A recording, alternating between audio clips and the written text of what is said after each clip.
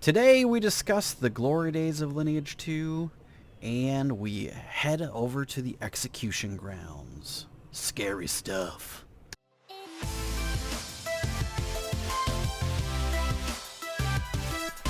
Ooh, welcome friends to a new episode of Lineage 2. Hanging out today on the Gludio Classic server. We are jumping along. We are going to head over to the execution grounds. Yeah, we're going to get our clan deal. We've got one more spot open. I mean, there's a few more spots. Let's be honest. So there are a number of people here that have some people that need to be leveling up and getting their stuff going, or I'm going to ask them to maybe leave the clan if they're not going to level those people. So a lot of these guys are alts, so all the alt characters will be kicked first, or well, I will ask them nicely to remove them so I don't have to worry about kicking them out, but you guys get the point. So there are some spaces available and freed up, and it feels as though there's like a thing here. Look at this. This is so... it's the edge of the world. Yeah. So with the new update, the dragon pendants destroyed the world here. Oh, nope, there it is. There is a world border or something right here, though. Just kind of crazy. That was making that look kind of all goofy. But so last episode we talked about the dragon pendants and their, NC Soft's gross pay-to-win practices. I'm not going to participate. I'm not going to buy anything on the market, or not on the in the L2 store rather. Now I will participate in getting these dragon pendant things if I have money for them. So if I gain some money, then we'll get rid of them. So I'm thinking we're going to bypass this first section here. We're going to just go straight into the other part of the execution grounds for today, just because I feel like we could just bypass that on all. Plus running in and out of this place is not easy with two characters. So let's see here. Let's see how well we do. I don't know how well we're gonna do, but we're gonna find out real fast. Let's see what it's all about. Let's get our spoil on here, peeps. Let's get it going. Oh yeah, baby. Time to die. Get some. Yeah, we're good. Okay, this is nice. We'll just kill them real fast. They don't seem to do too bad. Oh, and we're getting this. Oh, earned coal. Alright, execution ground seems to be pretty nice. I mean, it's not the best leveling area, but farming-wise it might be okay. We'll have to see. So if I do any of these leveling ups on this, I am going to focus on the fire one, because I think that adds the most like attacking stuff and things. I guess the other option would be to go with a defensive one. That's magical. Magic defense, like go with the earth one. 2 might be an option. What do we get here? Animal bone fragments. Okay. That's fine. So, yeah, I mean, there's obviously stuff to do when it comes to those dragon pendants and things, but I don't know. Like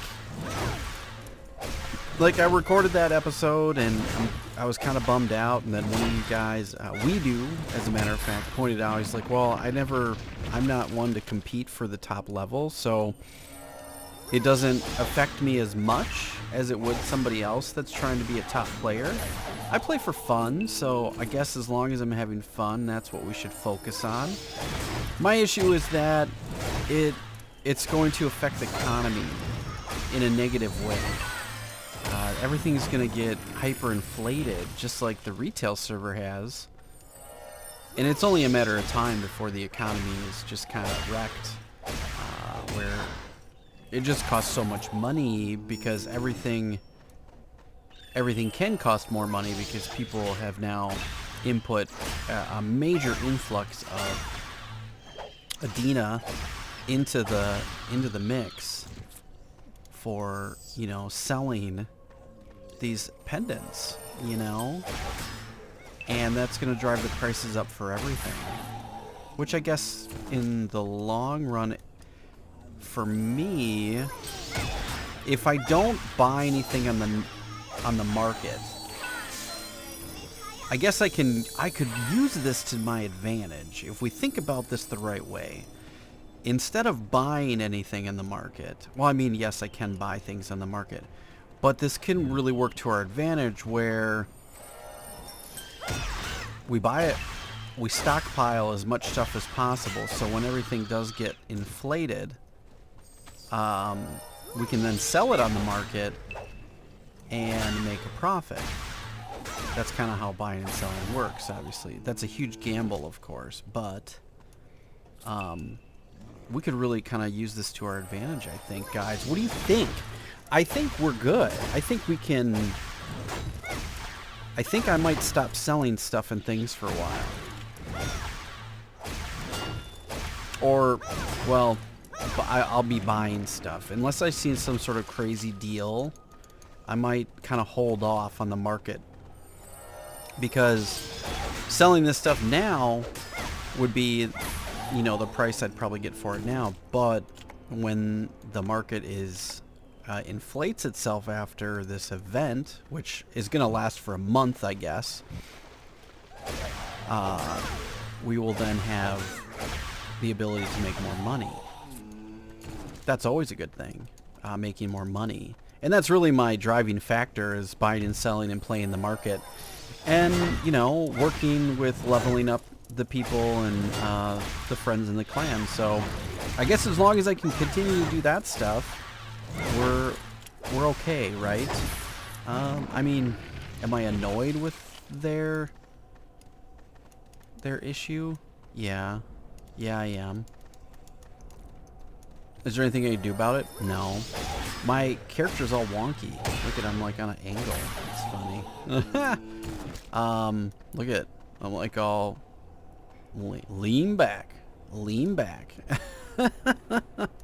It's all messed up. Oh, it even looks messed up from here too.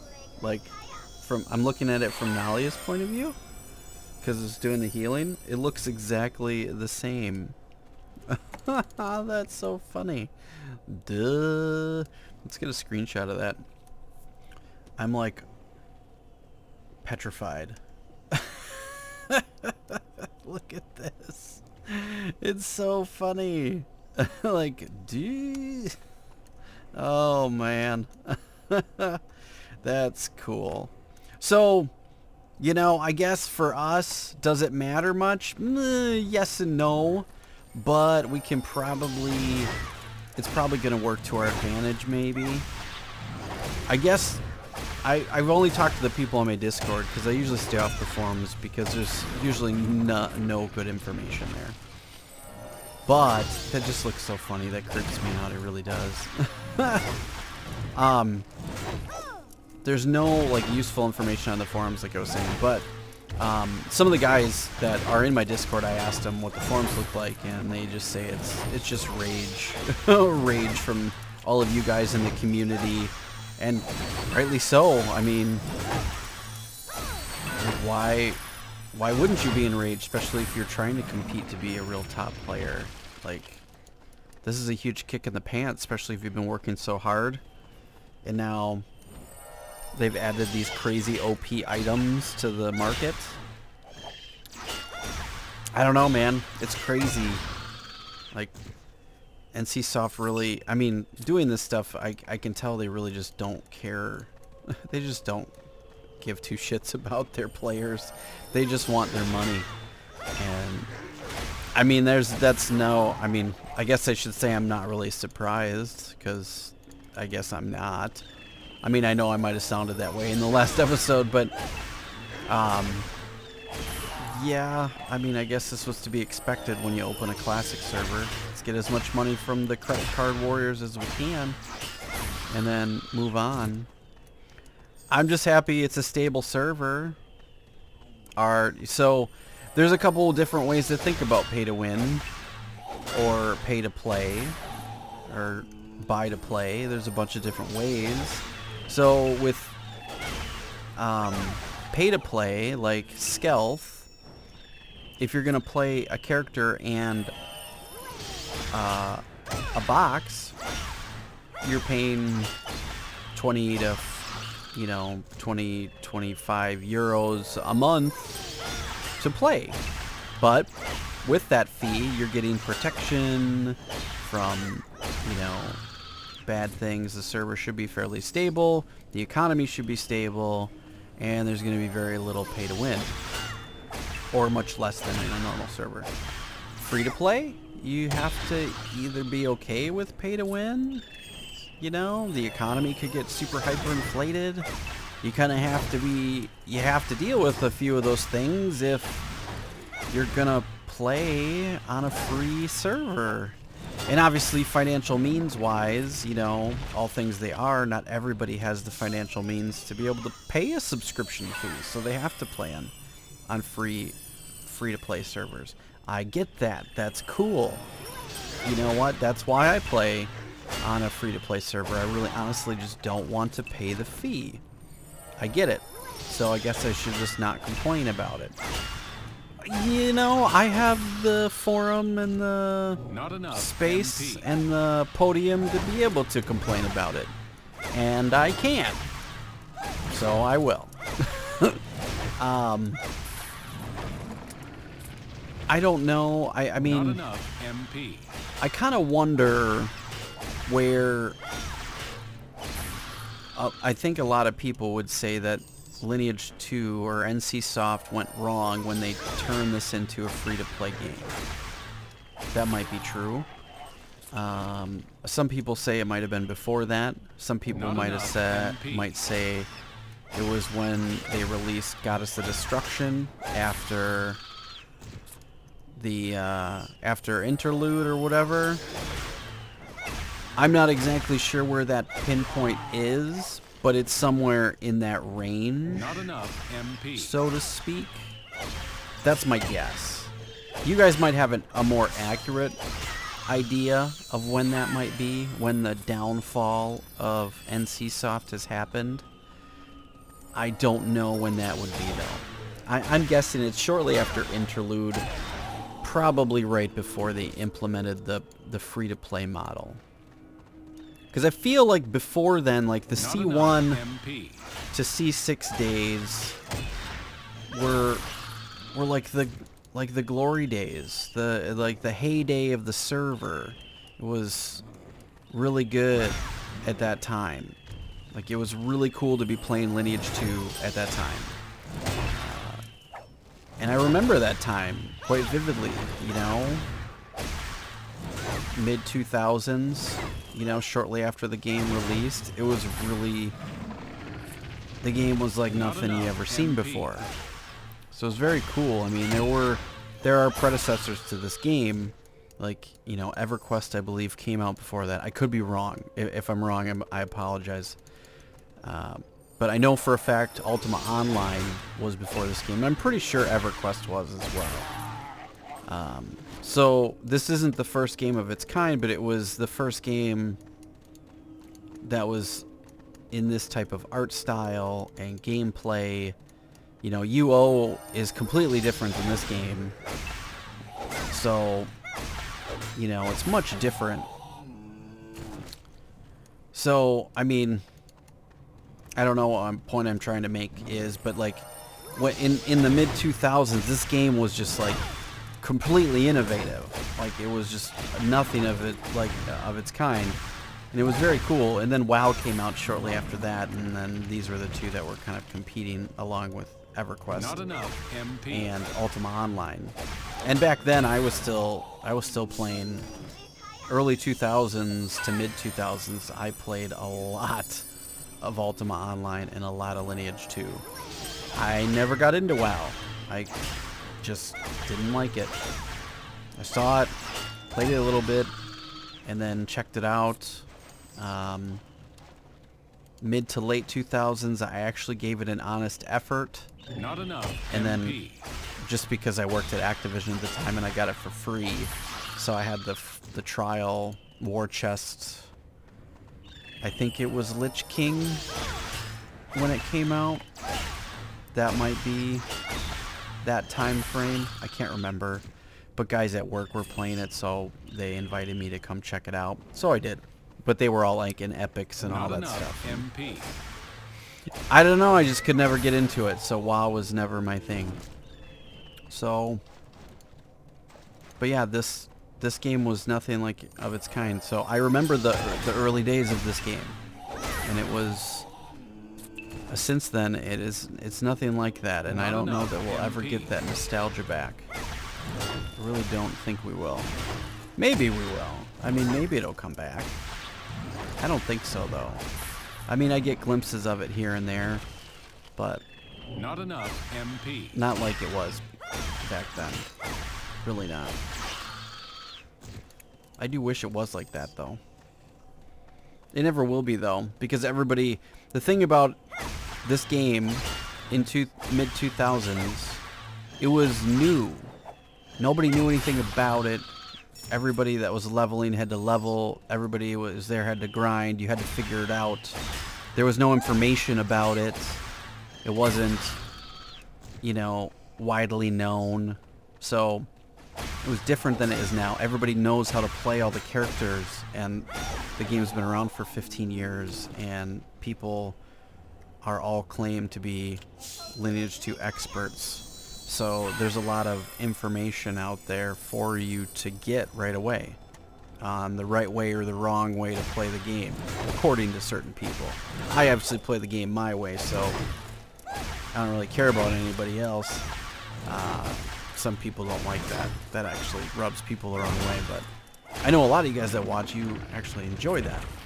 You enjoy the way I play, because I'm not one of those